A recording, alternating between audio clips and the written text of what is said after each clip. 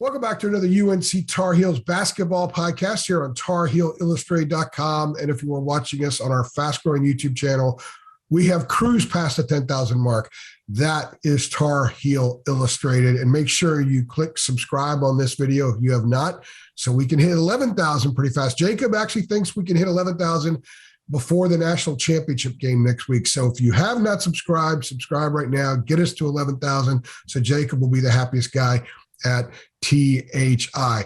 Joining me is our very own college basketball analyst, our longtime college coach, high school coach, AAU coach. He's also our director of basketball recruiting, Mr. David Sisk. And this podcast is going to be strictly Carolina Duke, the magnitude of this game being played in a Final Four, what it means for college basketball, all that kind of stuff. We're just going to have an organic conversation. So, David, I'm going to throw it to you right out of the gate.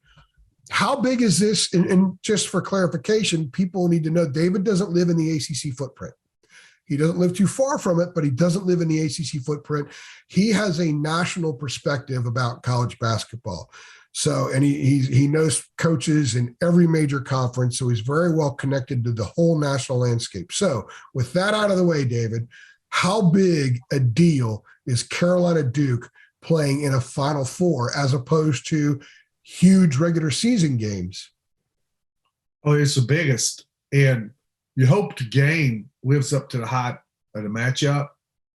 But I think going in, you think about great Final Fours. I guess one that goes through my mind would be, when Duke beat UNLV, and won that national championship. It was Leitner, Hurley, and all that bunch. And you still remember over 30 years later, Bobby Hurley jumping up on Christian Leitner's back and carrying him off the court and all that. And you had other games like that. But the thing was, going into that game, I guarantee it wasn't hype like this one. It was that upset, that nobody thought could happen. And most of the times, these games that you remember as the great games, they occur off the quality of the game. So you've got this buildup, and let's face it, it's legendary. You've got Red Sox, Yankees. You've got Lakers, Celtics. You've got the Iron Bowl, Army, Navy, and you've got Ohio State, Michigan. You've got Carolina, Duke. So for that to happen, going in is just huge. It would be like Ohio State and Michigan playing in the national football semifinal, or Alabama, Auburn playing in the national semifinal. You've never had really a big rivalry game. Alabama and Georgia's become one the last few years, but you've never really had that big rivalry game because they're from different parts of the country. Kind of the same way when you get into, the Final Four. But, man, you're talking about not only a rivalry, you're talking about the rivalry in a semifinal game. I think it makes it perhaps the biggest build-up into a Final Four game we've ever had. Going back to 91, what made that so fascinating, you're right, it sort of occurred, but remember, Vegas was the defending champ. They routed Duke in the title game the year before, which is still the largest margin of victory in a national championship game. And it was Duke again the next year. So the two questions going into that game that week were, can Vegas go undefeated? Because if they're going to go undefeated, people question their schedule. That's back in the days, the old Pacific Coast Conference. If they could go undefeated and beat two blue bloods in the Final Four, because they had to play Duke, and then they were going to play the Carolina or Kansas in the finals because they played in the other game. And then they could we call Vegas one of the greatest or the greatest college basketball team of all time? But the other question was, can Duke finally get over the hump? Blue Devils were in a stretch where they went to 5 straight Final Fours. Plus, they played in the title game in '86. Could Krzyzewski win the big one? Which is amazing. People ever asked that question. So there was a lot of buildup for that one. Plus, the other Final Four game was the pupil and the mentor. Roy Williams' third year at Kansas and Dean Smith at Carolina.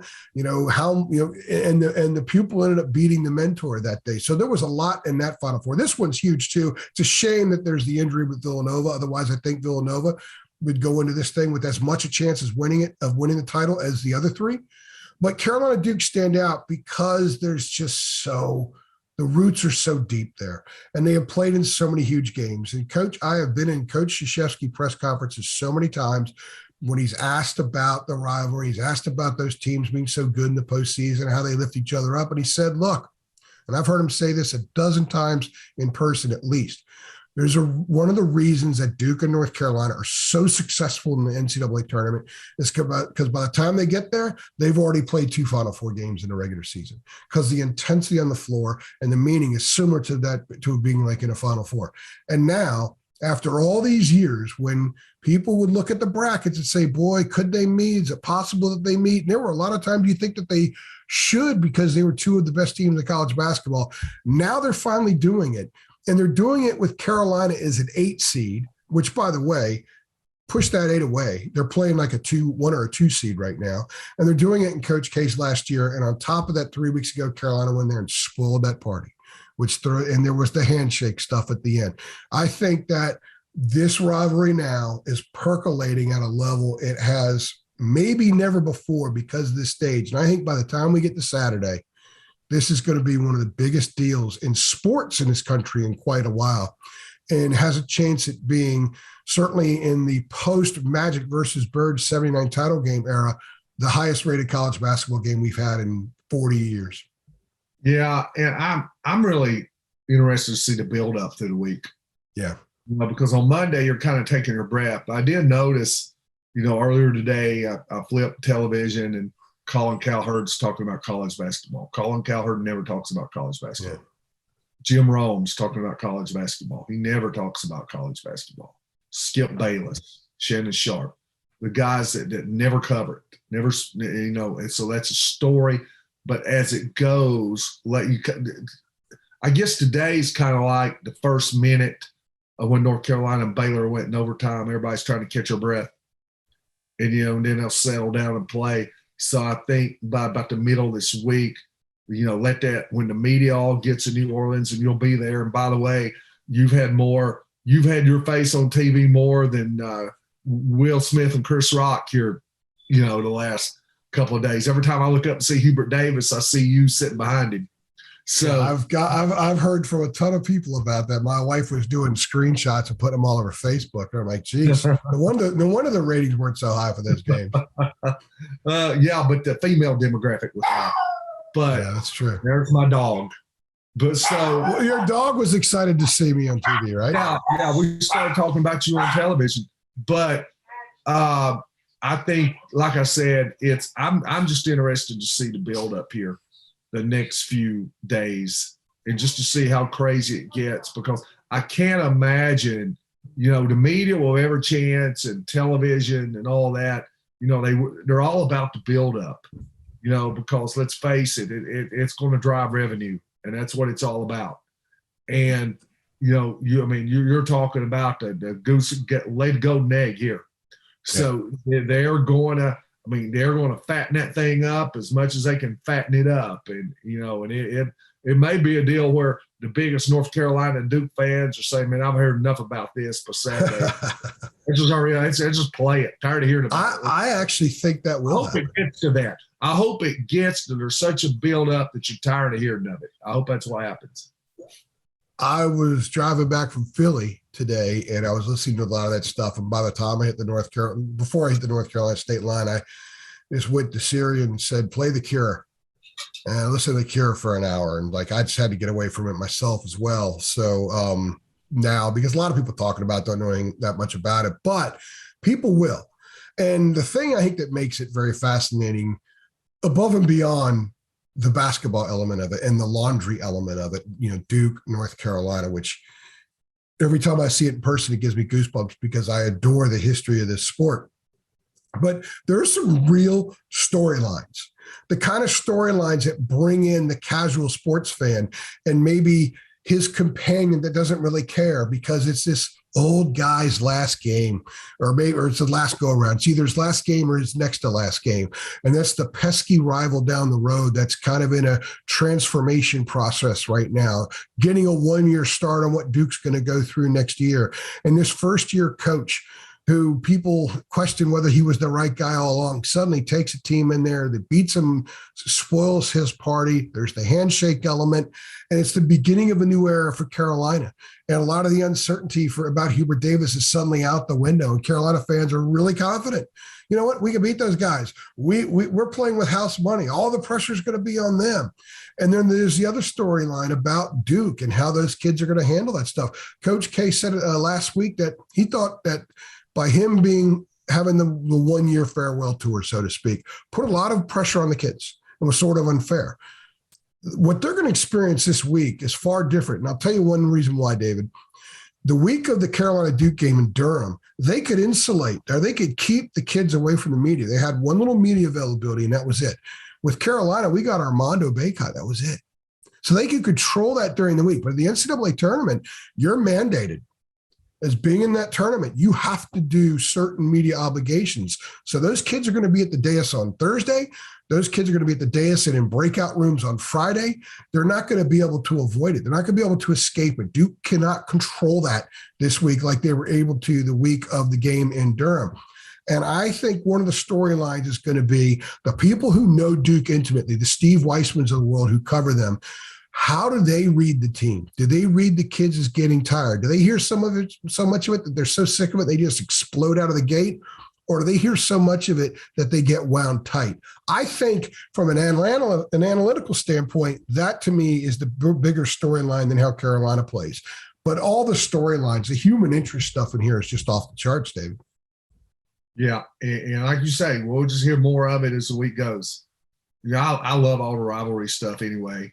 You go back and read all the Woody Hayes, Bo Schembechler stuff and all that. The Michigan guys, their car broke down, ran out of gas 2 miles inside of Ohio, and they got out and pushed the car across the state line because they went and buy gas in Ohio. And Woody, up 16-0 on Michigan and went for 2. And when they asked him why he went for 2, he said because he couldn't go for 3. And I love all that stuff in the rivalry. So you can't have enough. And you text me yesterday as North Carolina was, ahead as they pulled out to a comfortable lead. I remember your text was, it's going to happen. Yeah. And I didn't have to ask what it is. What are you talking about? I knew, and we all knew. And that's what you're already thinking ahead. When Duke won Saturday, you're already thinking ahead for North Carolina Duke, even though you got that game to play. Yeah, and it's going to happen thing. What's interesting is, I guess it was one of the days in Philly, a bunch of us were going in for a press conference, and I was telling a bunch of people, like, I'm not sure this is a good thing. And for years, I've thought it would be a horrible thing that would happen in the state. It would be almost criminal to the losing fan base because of how hard it would be. And I still think it's going to be hard for a lot of people. We're talking EKG type stuff. And I think there will be some issues with people that will have an extremely difficult time handling this. But I also think it's kind of cool in a way that the national media is going to build it up. So what you just said a few minutes ago, I think a lot of fans from both teams are just going to turn it off. At some point, they're going to turn it off. They're going to watch movies. They're going to pay attention to everything under the sun except college basketball and wait for that thing to tip off at 8:49 or whatever it's going to be on Saturday night. How do you think the nation is going to react to this outside of this region or outside of the two fan bases? Because both fan bases are all over the place. Carolina had 9,000, 10,000 Carolina fans in the building in Philadelphia on Friday night when there were 4 schools there. So they're everywhere. So, but how do you think everybody else is going to take this? One thing we really not talked about a whole lot, just from the build-up point of it, is Coach K's last game. So that kind of fits into it too. Coach K at worst is going to be done Saturday. At best, he's got 2 games left, depending whose side you're on. So that figures into it too. And so I think your build up that gets played in, and they're going to play that angle, and then could you if Duke wins, this game probably gets played out as much as a national championship game. And if they lose, this is something you say the fan base, some won't handle it well, but this is something that you'll never hear the end of. And the reason I say this is because Duke is such a lightning rod program. They're the Dallas Cowboys. They are, and I can tell you this, I'm on a lot of DM threads with some guys who are Kentucky guys. And the reason I'm on the DM thread, they're scouts and they're things like that. They're really big basketball people, but they're Kentucky guys. And I can tell you just from talking to people there, and I told you and Dina this, Hubert Davis is like the adopted son in Kentucky because he really is. There's a narrative in the country that this thing's fixed. That it's set up for Duke to get in. It's K's last ride, and he gets all and the things of the ducks have been put in a row. And I'm gonna tell you, man, there's a lot of people in the country that are drawing a line in the sand. It'd be like the Cowboys going to the NFC Championship game. They're drawing the line in the sand, and they're just praying, and they don't care who they have to be bedfellows with. That Duke gets knocked off and we don't hear any more of this, so it's that's a narrative too, like I said, and it's one that a lot of people in this country, you're either going to be pulling for Duke because you're going to be Duke fans, and there's going to be everybody else. There's not going to be anybody in this will say, well, I don't care. I guess I'll pull for Duke. No, if you're not a Duke fan, you're going to be pulling big time for North Carolina. So no chance that Duke's a sentimental favorite. And before you answer that, let me throw this at you. Not. I covered Duke for 13 years as well. And I've covered about 350 of Coach K's games. And I've had my stuff with Coach K, okay? Like anyone, if you cover enough games, you're going to have that. By and large, he was fairly benign to cover. But he's still the Duke head coach. And if you think he's polarizing nationally, imagine what it's like in this state. You have your Duke fans, and everybody else doesn't like Duke, can't stand Coach K. And the Carolina fans, they call him rat face. And you have images of K's face superimposed on a rat, that kind of thing. That's the way they are. There's humor to it. It's a little disturbing at times, but there's humor to it. She watched the game. My wife's not a big college basketball fan. She doesn't watch most of the games I cover. She is watching in this postseason because it is compelling.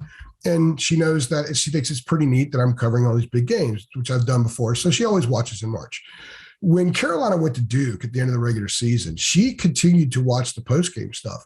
And she told me the next day that she cried because there's Kay sitting there and his wife is sitting there, and it's the end of this amazing coach, this amazing era, and a guy that I covered for 13 years. And she cried not because of that connection so much, but she just, it was amazing to her. It's kind of sad that it's ending, and change is sad. Is there any chance that people will look at him and make him a sentimental favorite and say, you know what, we've survived before with this guy in this program winning titles. If he goes out and wins one, what an amazing Hollywood type story. Or do people, and a lot of people don't like North Carolina either, do people look at North Carolina that have not rooted for that shade of blue ever in their lives and say, you know what, go kick the crap out of him, beat him in his last game, and it's like rubbing salt in the wound if you guys do it as opposed to anybody else doing it? You think that's what the nation thinks? North Carolina, you got so many state schools. And, now, and I don't mean to say that. I don't want North Carolina fans to take offense to that. But if you live in Alabama, there's Alabama. If you live in Texas, there's Texas. And, that goes for 50 states. But the private school brand, it's like Notre Dame. There's that Subway alumni. You've got the rest of these schools that are there's state schools, and they've got that in common. But then you've got the private Notre Dame, and like we said, the Subway alumni. They're all over the place. I know this. I don't know. I live in Tennessee, obviously. I don't know of any Tennessee football fans who, I like Tennessee in football and I like North Carolina in basketball, or I like Tennessee in football and I like Kentucky in basketball, or Kansas or UCLA. I know a a lot. Now I'm going to say I know a lot of Tennessee football fans who Tennessee was so bad for so long. They are huge, huge, huge Duke basketball fans. I work with a guy that says we.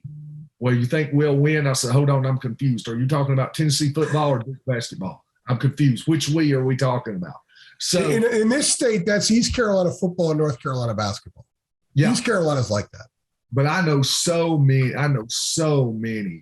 Duke fans that are football fans of their team. That's so annoying. That is so annoying. They don't pull for their basketball team.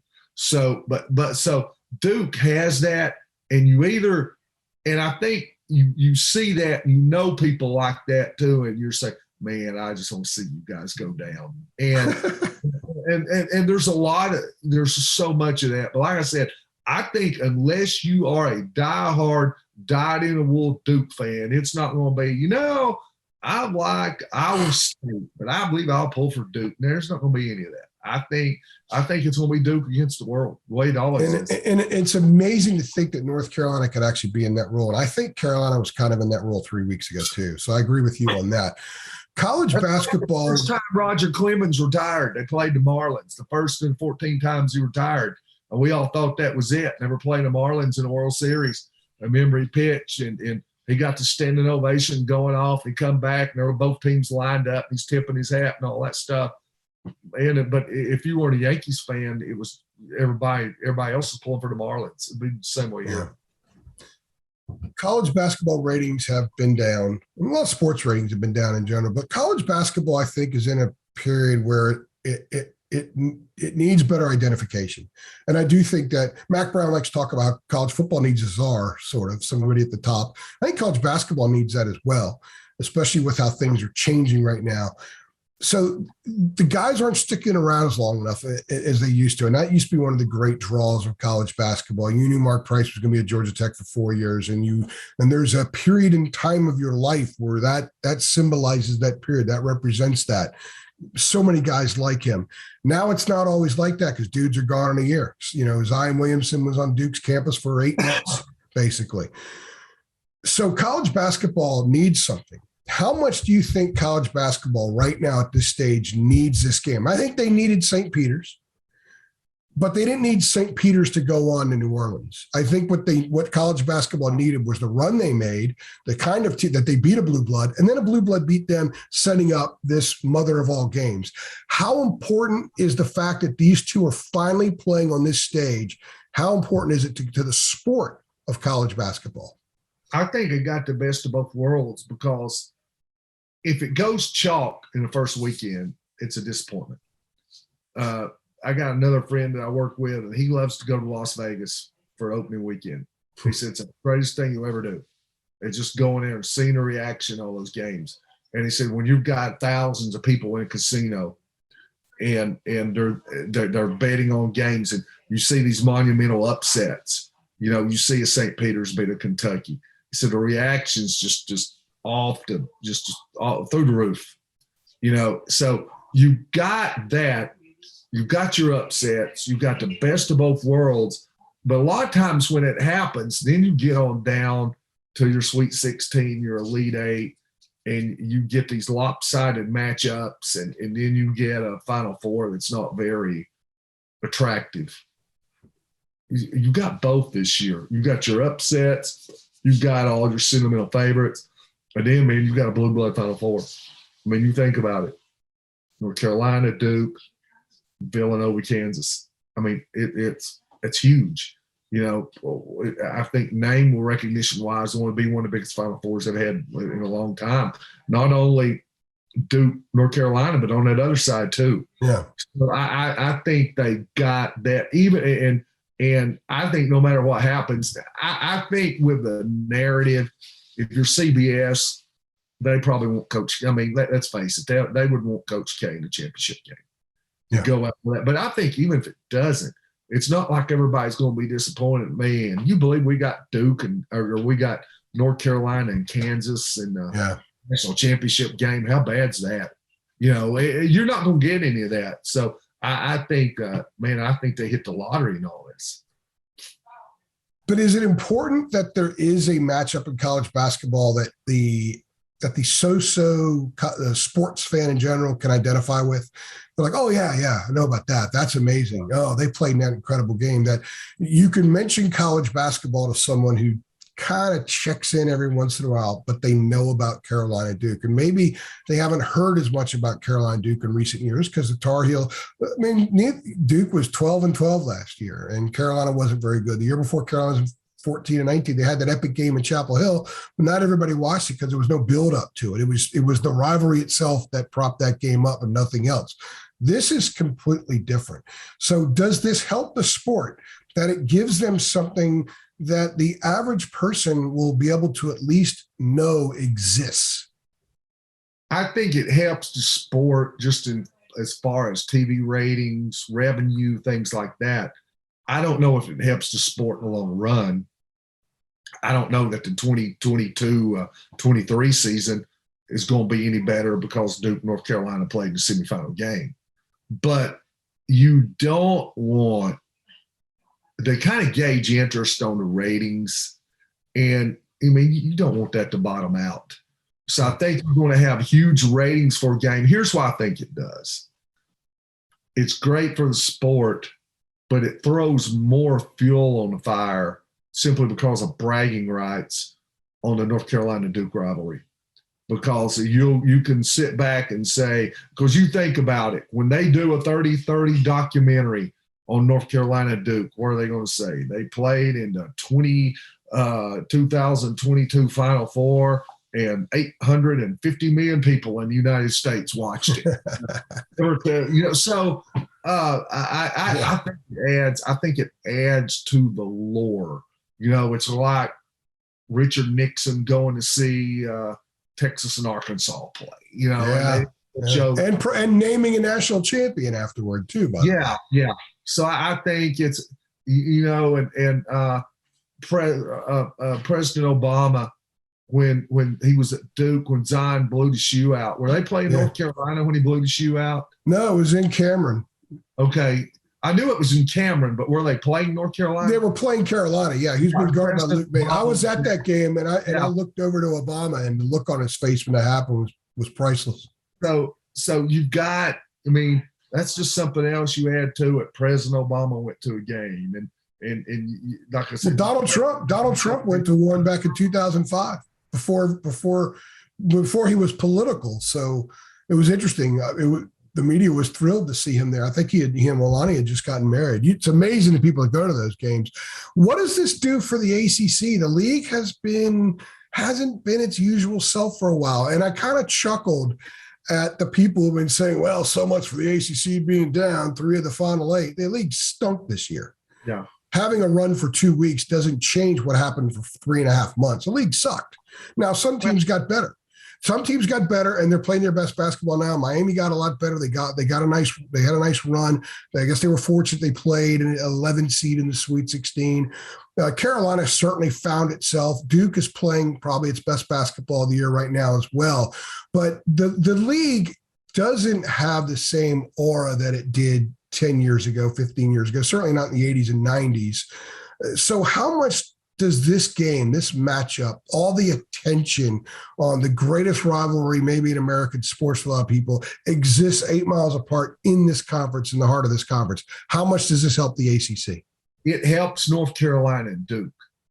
But, North Carolina and Duke have not been the problem with the ACC. And, the ceiling is high on that end. North Carolina, Duke, Miami gets to the Elite 8. Notre Dame was pretty good. I was surprised Wake Forest didn't get in the tournament.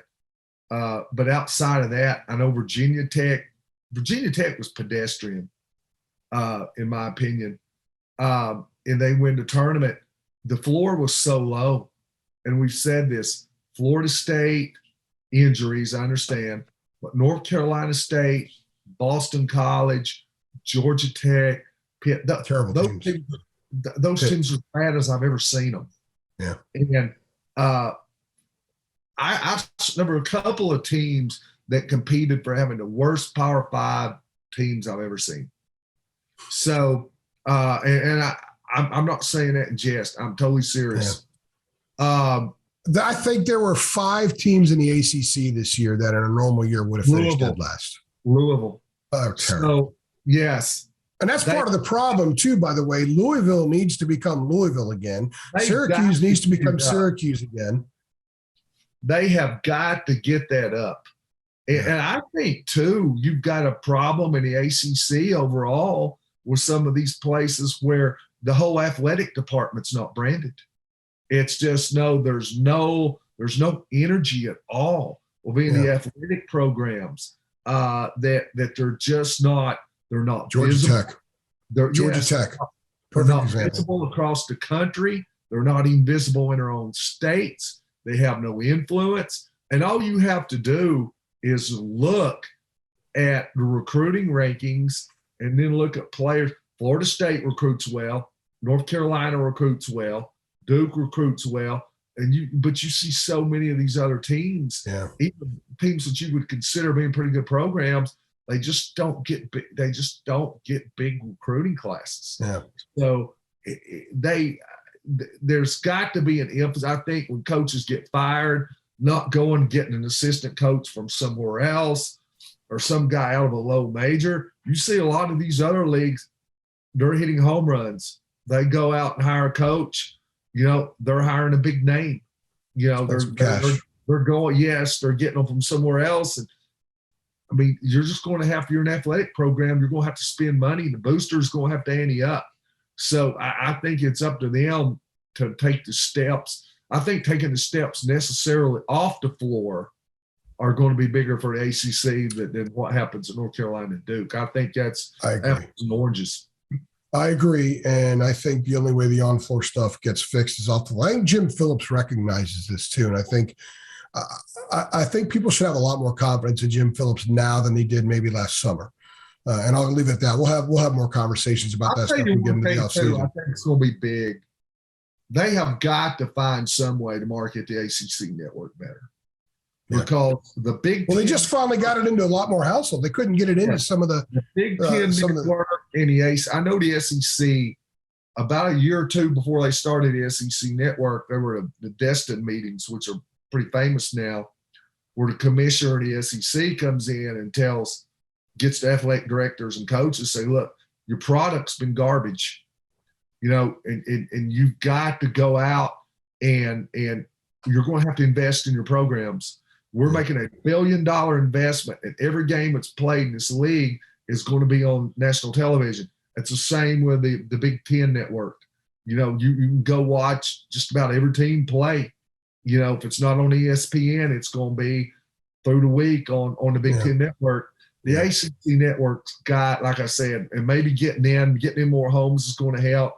But I think that's the thing too. I mean, how easily can you recruit to Georgia Tech if you're never on TV? Yeah. I mean, let's say your choices are between Georgia Tech and Georgia, and neither one's any good. But at least if you're going to Georgia, you can go in and say, look, tell the family, you come here, you're going to be on national television every game. Every game you play will be on national television. Yeah, the league definitely needs to get that in more homes. So in closing, you love college basketball, so you know it. I love having just casual conversations with you about it because your knowledge and appreciation of the sport goes way, way back. So how excited are you as a college basketball fan who will watch the Final Four no matter who plays? How excited are you to see this on this platform? It's different than being in one of their two arenas or in an ACC semifinal or something like that. I remember, and you'll remember it well, I guess if I think about other games going into the Final Four that were kind of highlighted like this, Kentucky played Louisville in the Final Four when they won it in 2011. So I remember that. And then, but you'll remember it well, North Carolina fans will, when they played Kansas, when Roy was at Kansas, in the Final Four. And so I remember how I was living in East Tennessee at the time. I was early 20s. And I remember the build up to that. and just thinking about, Roy, here he is, North Carolina's going to play Kansas. It was just the intrigue of it, just the personal part. So this is going to, I'm jacked up about it. It's going to be exciting. I think anybody that loves basketball, get Carolina, Duke, man, they're going to be all in, because let's face it, when Carolina and Duke play each other in regular season, here's the thing you got to remember: everybody watches. I know the people we're talking to, a lot of them are in North Carolina, and you may not understand it out of state, or how people's feelings with out of the state. If you live a couple hundred miles, couple thousand miles, but everybody, if North Carolina plays Duke, everybody watches. Last question.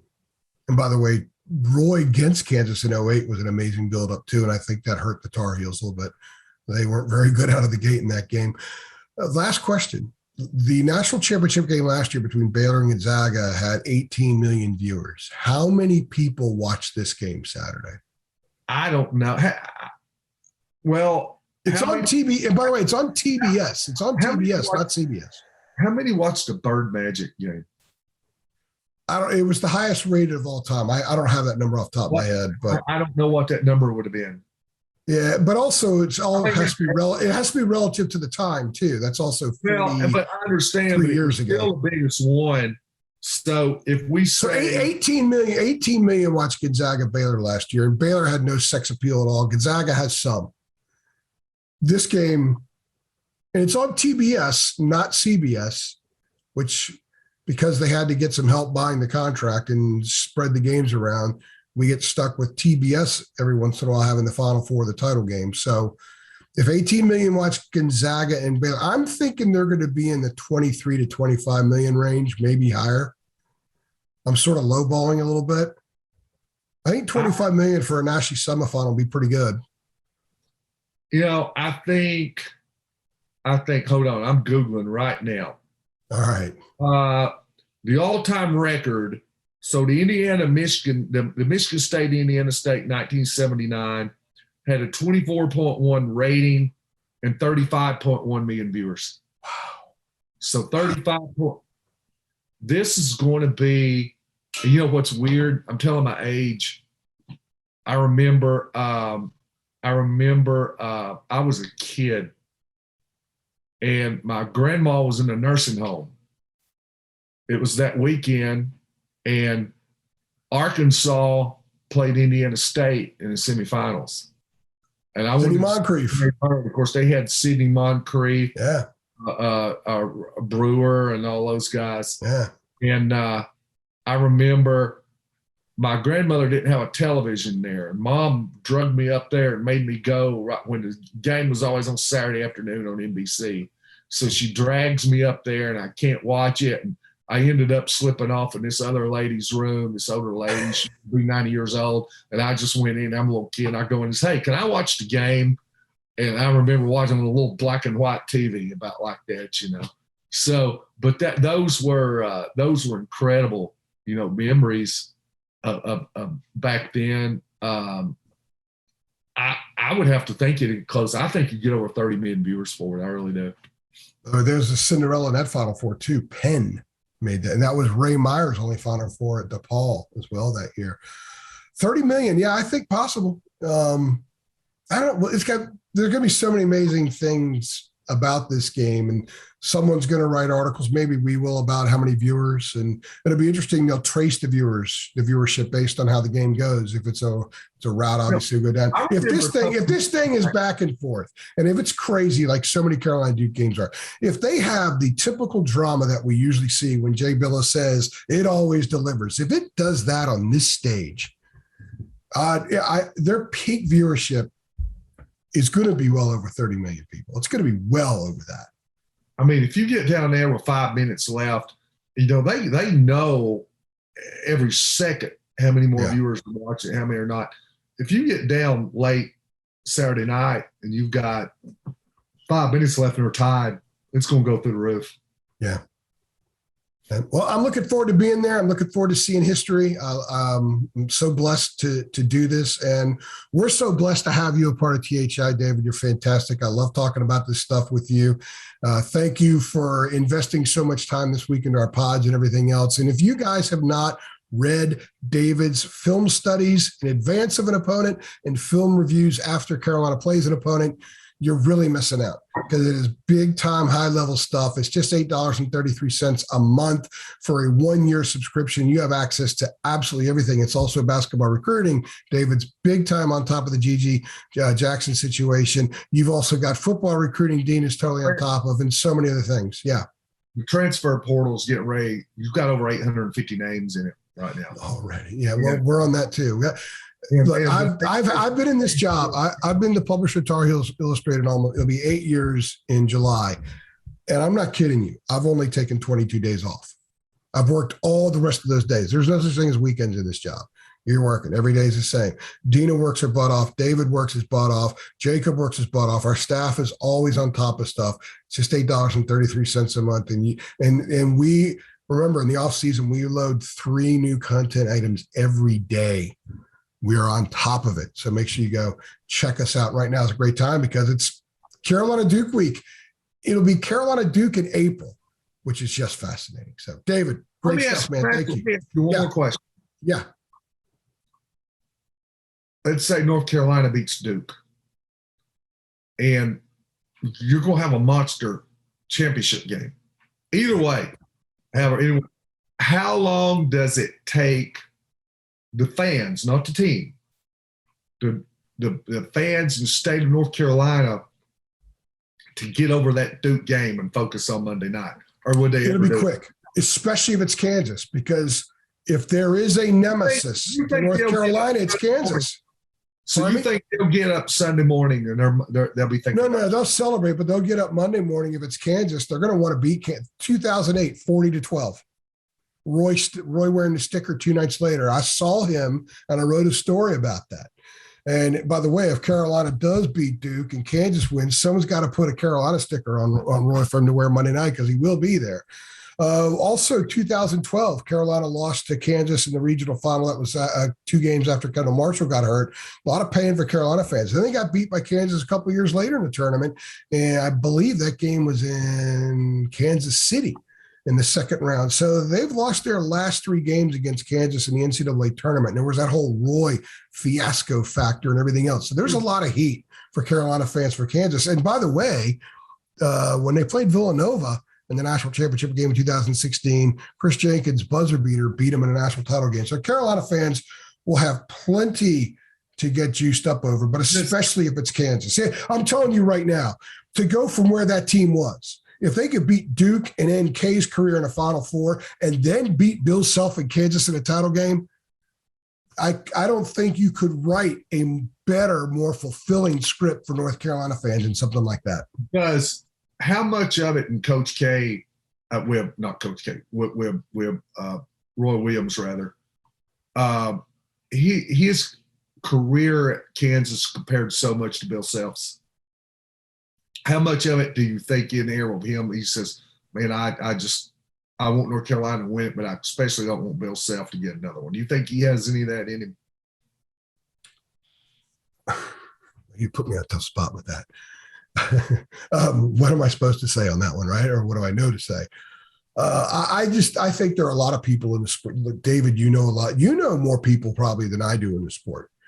There are a lot of people that don't want him to win. They don't want that program to win. And there are a lot of people that don't view him as the most likable guy. I'm not telling you that any of this comes from North Carolina, okay? I'm speaking more generally here. But I would think that of the 4 schools that are in there right now, I mean, you've got Duke, okay, that's one thing. But I think the average basketball fan who knows a thing or two about a thing or two would probably be more comfortable with Carolina and Hubert winning one, because Hubert's very likable right now, or Jay Wright winning another one at Villanova than seeing Bill Self win one, especially since, the whole FBI thing. I think that it hurt Carolina with the NCAA cloud a few years ago. A lot of people didn't want to see them win in 16 and 17 when they were in the title game. So I think a lot of people view Kansas the same way. There's so many built-in rivalries here, with all 3. I mean, they've got a history of all three. I remember briefly, I was in my daughter had won a pageant, a Miss Tennessee deal, and she was in the College Football Hall of Fame, always inducts in Atlanta on January the 1st. So she was in the parade. So we get in Atlanta the night before, and Alabama's playing Washington in the Peach Bowl. And Michigan was playing no, I take that back. Michigan was playing Florida State in the Orange Bowl, and Alabama was going to play, I think, the next night maybe. But anyway, so we're in the hotel lobby, and there were the 3 or 4 old geezers, Alabama fans, and you could tell, man, they had that money look. You could tell they'd been to every game Alabama had played since before Bear Bryant was coaching, probably. And this old guy, he was pulling for Michigan hard. And I said, "Are you a Florida State fan too?" And he says, "No." He says, "I want Alabama to catch Michigan for all-time wins." So that was on his brain. I went, man, I've never heard of such, but that's how educated. Carolina fans know where they are with the all-time wins. And on our message board, you saw this when Kentucky lost to St. Peter's. There was a post within 40 minutes after that game ended. We, meaning Carolina, have a chance to get a little bit closer to them in all-time wins. Well, and I told you, the threads I'm on too, with some people, there are some Kentucky fans that's very upset that North Carolina's passed them in all-time tournament wins, and Kansas has passed them in all-time wins all in the same week. So, it's just, you get these books where basketball matters. If it was Alabama, Auburn, Virginia, and Virginia Tech in the Final Four, it from historically, when's football season start, right? But these schools with basketball, man, these are educated fan bases. They know the history, they know the game, and you have got true educated basketball fans involved in this, and that makes it neat. They know what's at stake. Yeah, you walk into each of their home arenas and you look up, you're going to spend a little bit of time checking out every piece of laundry dangling from the ceilings in their buildings. David, fantastic stuff. Make sure you go to TarHeelIllustrated.com. It's just $8.33 a month, guys, and you can be an insider too. He's David. I'm AJ. Thanks for stopping by.